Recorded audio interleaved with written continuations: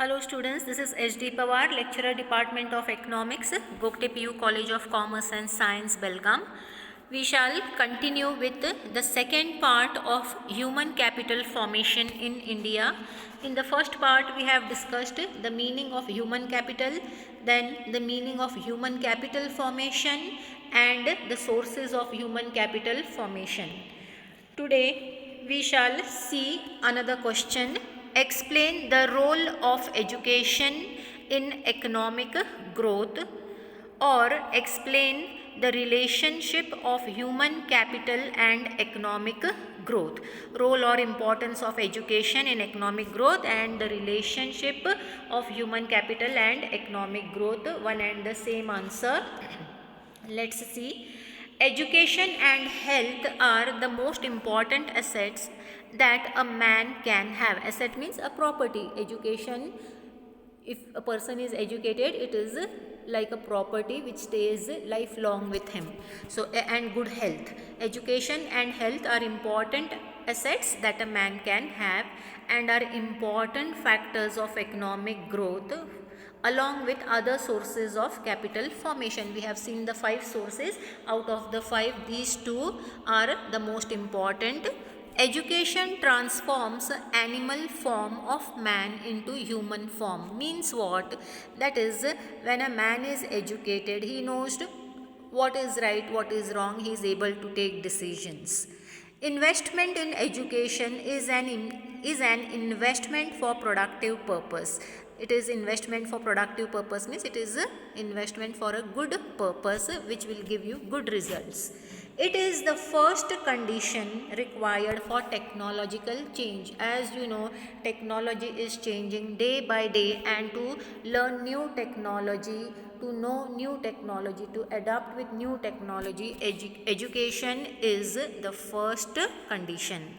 Greater progress occurs in countries where education is widespread. Those countries are progressing at a faster rate where there is education widespread. That is, there is more, where there is more education, where there are more educated people in the country, that country is progressing at a faster rate. We shall see these points now, important points. First, education helps to gain knowledge. Education helps to gain knowledge means what? When you are learning, you get to know many things, you get knowledge and understand the changing society. That is, whatever changes are taking in day to day society, you will come to know when you have knowledge. Second one, it makes people think rationally, or you can use the word wisely. Wisely means, rationally means intelligently, and make better decisions. It helps them to think in a right manner and to make proper decisions. Education helps in skill development and increases the earning capacity. Say you have a particular skill in you, you can take training, you can take education and develop those skills, those talents, and that can also become your earning opportunity also. Now you are good, suppose a boy is good in cricket, playing cricket. If he develops that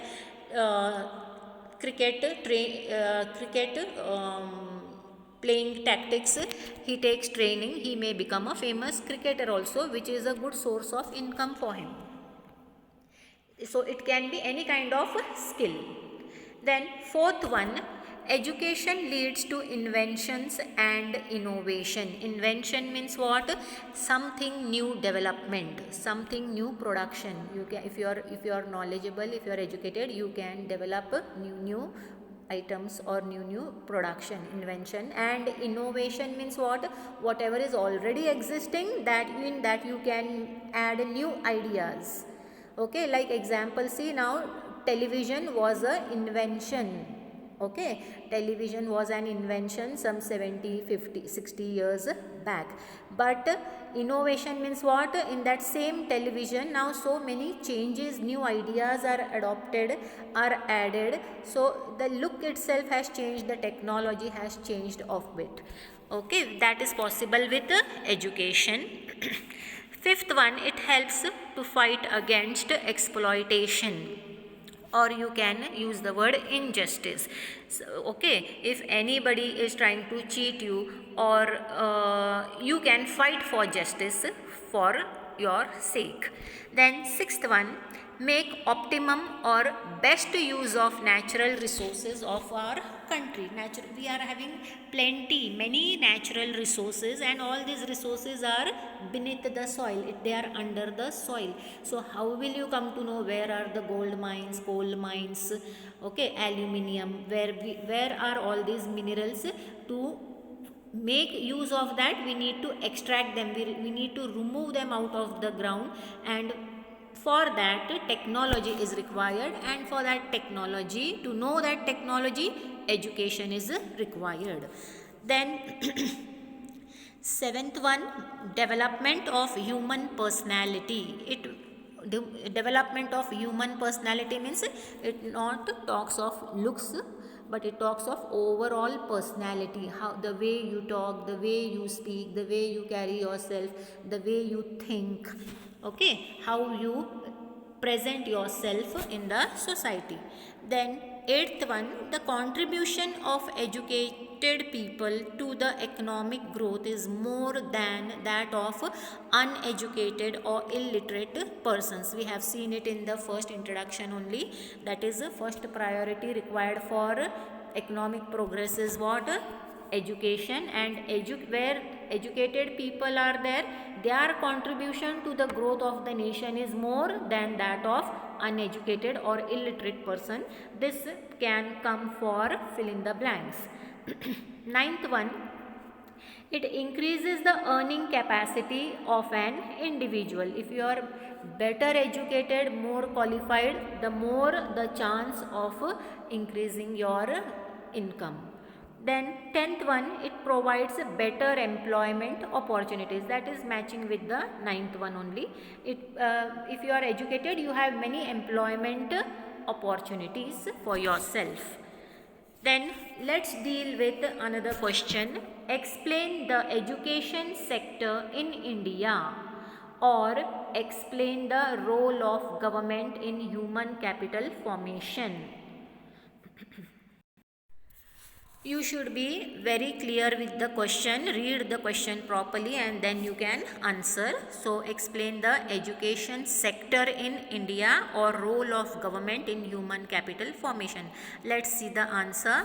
The Tapas Majumdar Committee. Now government frames many committees so that it will recommend or suggest certain policies, certain things which are introduced by the government as policies. So one such committee was appointed, that is Tapas Majumdar Committee, okay, which is suggested or which recommended, which advised that at least 6% of total GDP.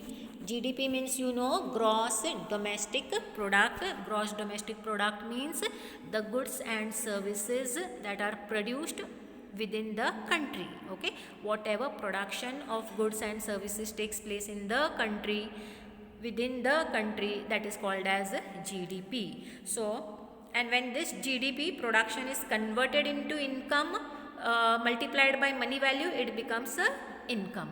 So at least 6% of total GDP be spent on education.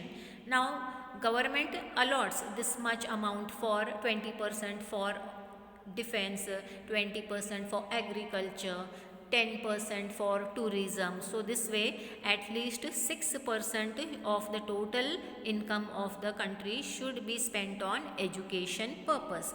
But government has just been able to spend little over 4%. Okay, though it was suggested, advised at least 6% should be spent, but government due to other expenditures has been able to spend only over little over 4% of total GDP, which is insufficient, which is not enough.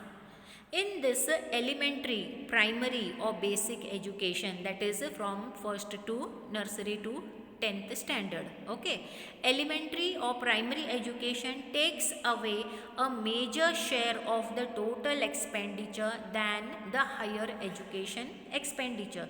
Now our education system is divided into preliminary or primary or elementary education and higher secondary education. Okay, higher education. So here out of this 4%, major percentage is spent on primary education only than the higher education expenditure. Government, realizing the importance of education, government knows the importance of education, so therefore it has made elementary education free and compulsory. It has made elementary education free and compulsory for all the children, whether rich or poor. All the children, that is free for the poor children and compulsory for all the children in the age group of 6 to 14 years, which is fundamental right of every children, which is the basic right of every children, which is provided by the Constitution also. Then here the government has started levying. Levying means what? We don't say government charges tax on us. Government imposes. It is our duty to pay tax. So government is not charging. We use the word imposing or levying. The government has started levying 3% of education cess. Please correct that spelling. It should be CESS. cess on central taxes. This can come for fill in the blanks. It should be CESS, education cess or education tax on central taxes. Government taxes are state taxes and central taxes. So through central taxes, government collects 3% tax or cess as education cess, and government uses the revenue from this. Revenue means the income of the government. We don't say income of government, we say government's revenue or revenue of the government. Government uses the revenue from this on primary education. Okay, then to encourage higher education, what government is doing? To encourage higher education, new loan schemes are introduced. Variety of loan schemes are introduced for various courses to help the students to pursue, to undertake, to carry higher education. Okay, so that the student loan is available, education loan is available. So once the student, when he completes his education, gets job, the loan amount will start getting deducted from his salary or his income. Then as per the census 2011 year, the overall literacy rate is 74.04%. Very important, you should remember for fill in the blanks. Okay, so this is the role of the government, where it has made primary education compulsory and free for all the children in the age group of 3 to 14 years. Government was advised to spend 6% of GDP, but it has been able to spend around a little more over 4%, and majority of the expenditure of that 4% is done on primary education and little is for higher education. Then apart from that, government has also again started collecting 3% of education cess on central taxes, and this amount is also spent on primary education.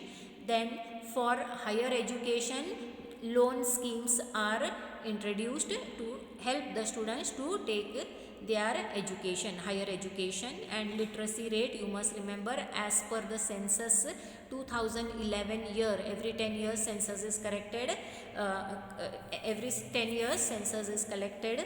So as per the previous latest census, that is last census year was 2011, the overall literacy rate, that is people who know to read and write in our country, is how much?